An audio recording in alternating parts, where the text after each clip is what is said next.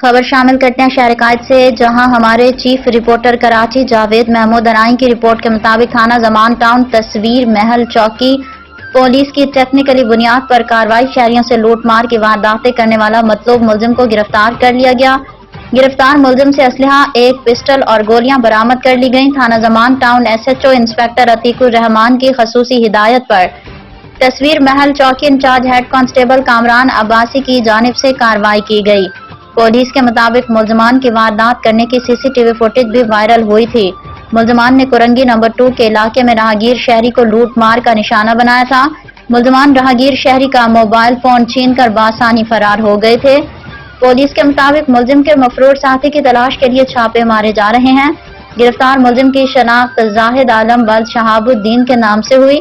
گرفتار ملزم عادی جرائم پیشہ نکلا۔ ملزم کا سابقہ ریکارڈ بھی موجود ہے۔ ملزم پر غیر قانونی اسلحہ اور منشیات کے مقدمات درج ہیں۔ گرفتار ملزم کے خلاف تھانہ زمان ٹاؤن میں مقدمہ درج کر لیا۔